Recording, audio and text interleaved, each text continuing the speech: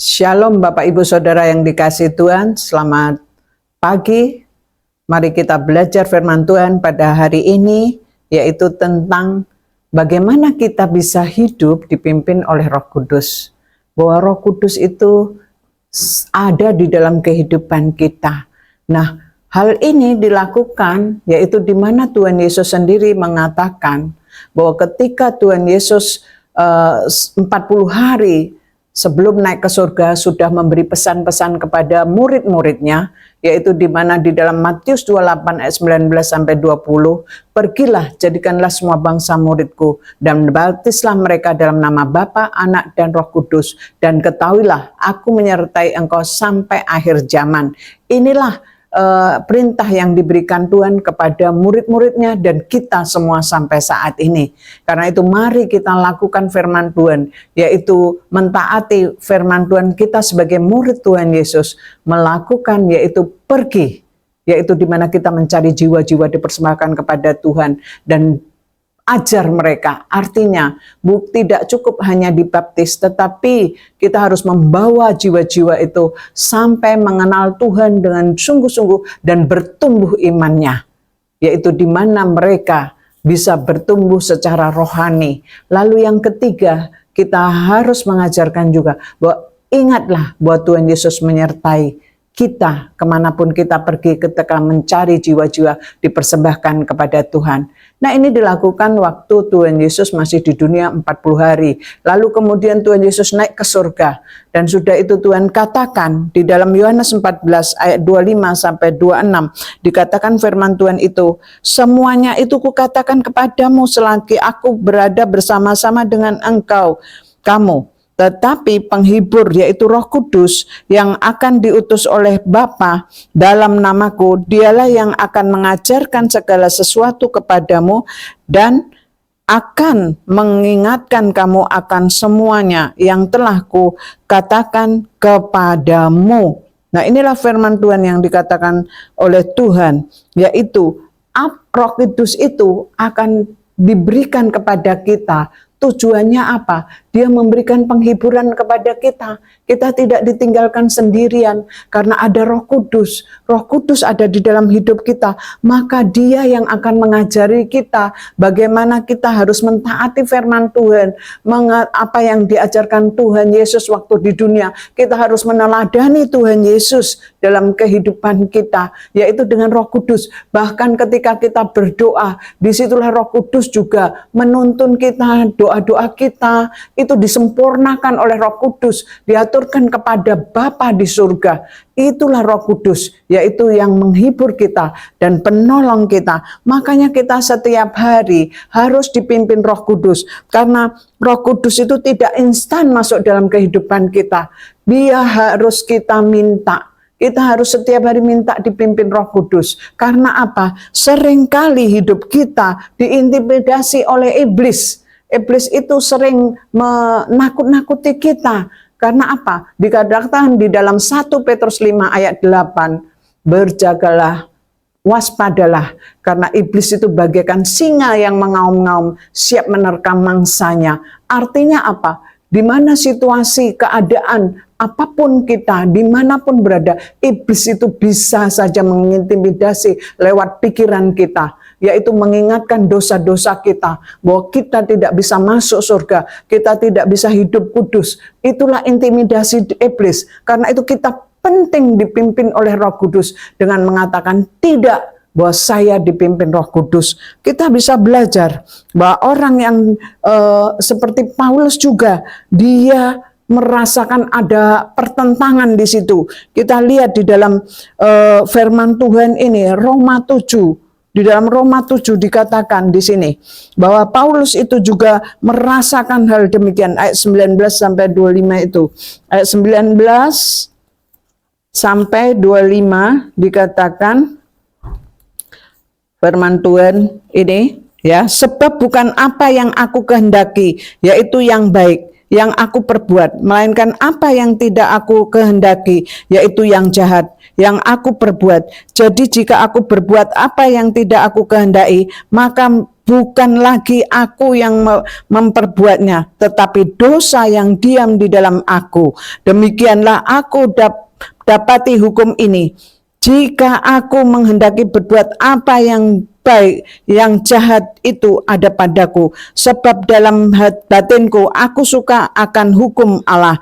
Tetapi di dalam anggota-anggota tubuhku aku melihat hukum lain yang berjuang melawan hukum akal budiku dan membuat aku menjadi tawanan hukum dosa yang ada di dalam anggota-anggota tubuhku. Nah, inilah. Jadi Paulus sendiri juga sering diintimidasi iblis dengan dosa-dosa masa lalu. Tetapi Paulus berkata, tidak, aku tidak mau melakukan ini lagi. Artinya dosa-dosa masa lalu. Tetapi sering digoda karena dipimpin Roh Kudus. Maka Paulus mendapatkan kemenangan. Karena itu kita bisa belajar bagaimana orang yang dipimpin Roh Kudus itu. Maka meninggalkan kedagingannya. Ya, keinginan daging. Kita bisa lihat di dalam Galatia 5 ayat 18 sampai 19. Dikatakan firman Tuhan ini dalam Galatia 5 ayat 19 sampai 18. Perbuatan daging telah nyata, yaitu percabulan, kecemaran, hawa nafsu, penyembahan berhala, sihir, perseteruan, perselisihan, iri hati, amarah, kepentingan diri sendiri, percideraan, roh pemecah, kedengkian, kemabukan, pesta pora, dan sebagainya.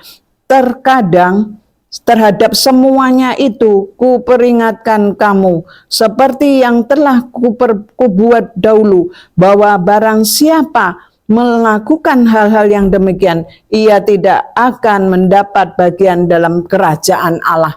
Inilah masa lalu kita, di mana dosa-dosa yang pernah kita perbuat di antara itu. Tetapi karena kasih karunia Tuhan, maka kita bisa menghindarkan keinginan daging itu. Kita melepaskan keinginan daging dengan pimpinan Roh Kudus, sehingga hidup kita dipimpin oleh Roh. Nah, hidup kita dipimpin oleh Roh itu, maka kita bisa meninggalkan keinginan daging. Keinginan daging salah satunya marah, seperti saya pamannya.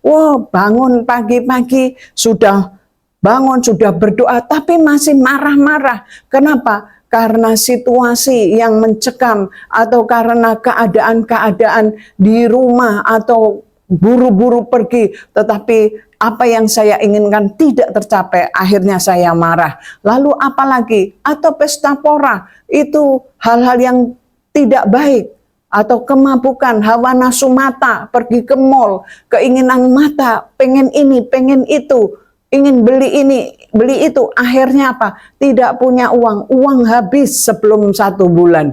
Ini juga kedagingan. Nah, ini harus ditaklukkan, dipimpin oleh Roh Kudus. Karena itu, dipimpin Roh Kudus, yaitu kita bisa lihat di dalam Galatia 5 ayat 22 sampai 23 dan sampai 25, dikatakan demikian. Tetapi buah roh ialah kasih, sukacita, damai sejahtera, kesabaran, kemurahan, kebaikan, kesetiaan, kelemah lembutan, penguasaan diri. Tidak ada hukum yang menentang hal-hal itu. Barang siapa menjadi milik Kristus Yesus, ia telah menyalibkan daging dengan segala hawa nafsu dan keinginannya. Jikalau kita hidup oleh Roh, baiklah hidup kita juga dipimpin oleh Roh Kudus. Nah, ini firman Tuhan yang dikatakan di firman Tuhan ini. Kita harus dipimpin dengan Roh Kudus, yaitu di mana kita ada apa? Kasih. Kalau kita disakiti oleh orang, mungkin difitnah, kata-kata yang mengecewakan kita, atau juga kata-kata yang umpatan, itu kita diumpat orang, ataupun kita dikecewakan, maka kita ada kasih, kita bisa mengampuni orang itu. Ini kasih Kristus yang ada di dalam kita, yaitu karena apa? Roh Kudus yang ada di dalam hidup kita. Lalu apa? Kita waktu sakit, kadang-kadang tidak bisa bersuka cita, tetapi di sini dikatakan, yaitu bahwa Allah ya memberikan damai sejahtera, sukacita ketika kita bisa mengucap syukur. Hati yang gembira adalah obat yang manjur. Dan disitulah manjurnya ini, ketika kita sakit, kita bisa bersyukur, maka mujizat bisa terjadi. Kita dipimpin Roh Kudus, kita diingatkan oleh Tuhan, selalu bersama sehingga bisa mengalahkan iblis, menangking iblis, pergi dari kita, maka kuasa gelap pun hilang.